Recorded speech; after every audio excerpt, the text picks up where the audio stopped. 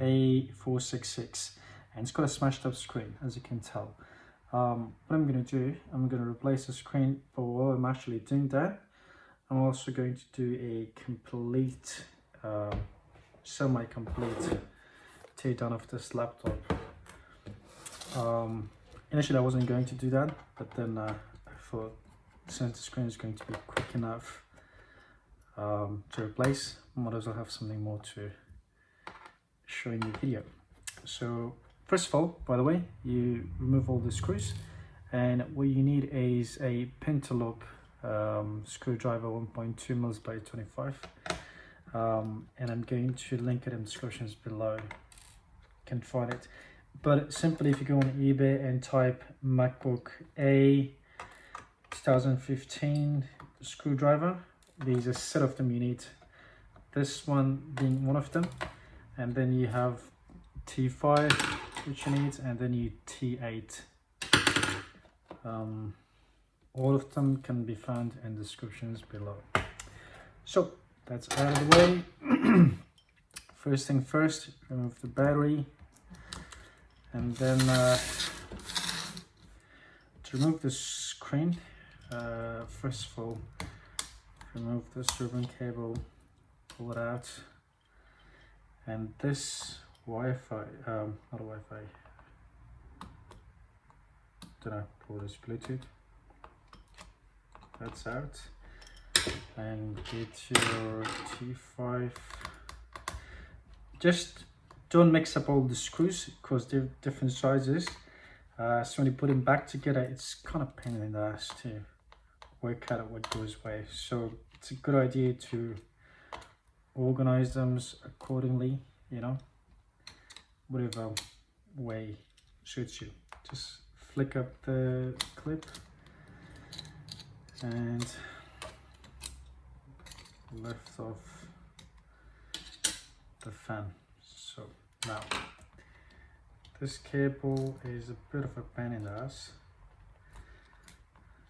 Squeeze it like that. Some people remove this, you don't really need to. That's out. Then Wi-Fi cable, flick it up.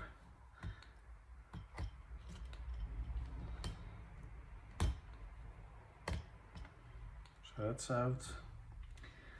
The LCD cable, sorry it's a bit dirty, let me just do it with a clean up.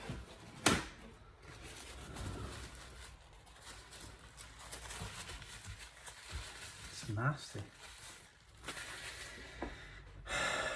Lift up this little lock thing and just pull it backward. So that's out. Now get your T8. It looks like this torque. What the hell? So remove 2 screws at each hinge. Left one behind, and I'll tell you why. So take 2 here.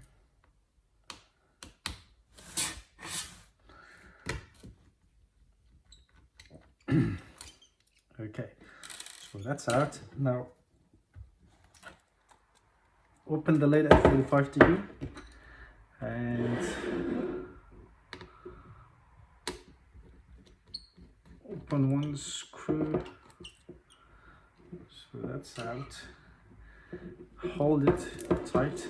Ideally it's a good idea to put it at the edge of the table, but my camera doesn't reach all the way to the edge of the table because I set it up that way. So I'm gonna do it this way. So yeah, just wiggle it a little bit. Yeah, so that's out. So this is out of the way. Now, for those of you who just want to replace the screen, you can carry on, skip a bit further down to the video till I show you how to put them back together. But for now, I'm going to carry on and do the complete disassembly as I said earlier. So get your T5, remove the battery. Sorry about that. Okay. The 2 screws at the bottoms are smaller, and the 3, including one in the middle, are large ones. So put them here, lift up the keyboard.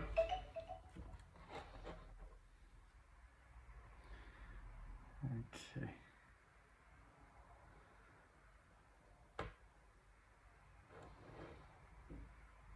So I've got a trackpad, I've got a keyboard. Just careful you don't pull it like that. Let me remove the speakers first. To remove the speaker, just flick it up, and it's glued in, so use a bit of a force. Okay, so that's off, and then the lift, the other sort of speaker. So that's, yeah.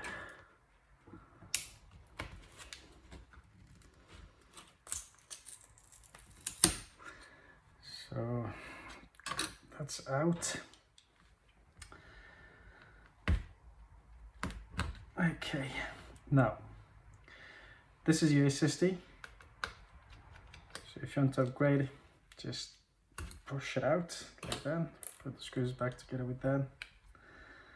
And now if you sometimes got no power at all, you know, if there's no lights on your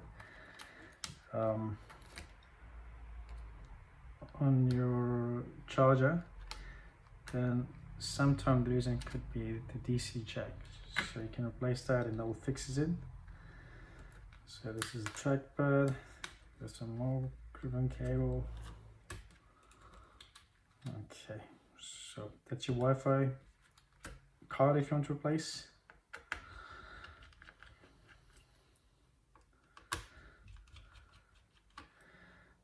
So remove all the screws from the motherboard.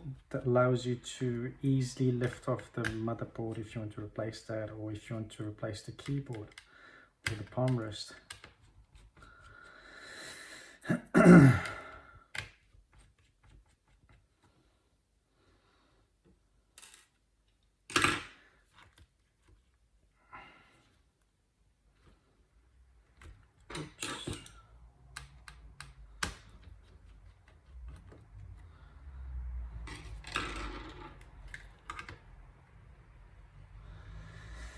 All right, that's your motherboard. So this is the keyboard. So this is completely teared down. So if you've got a faulty trackpad, let me just remove that as well.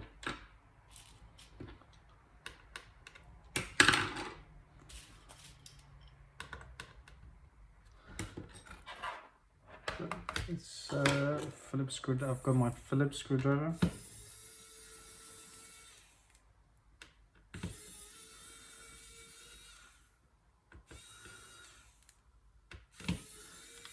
I've never replaced the trackpad on this model.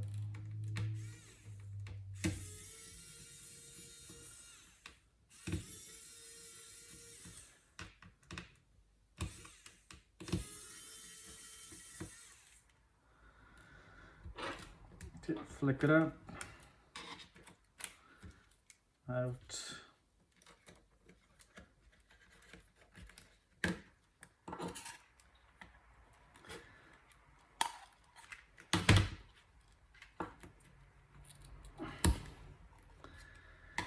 Okay, so that's your trackpad. Okay, all right, so that's your keyboard. Okay, now the harder way is to remove this protective strip, and then you've got like 20 million screws that you have to remove in order to get access to the keyboard.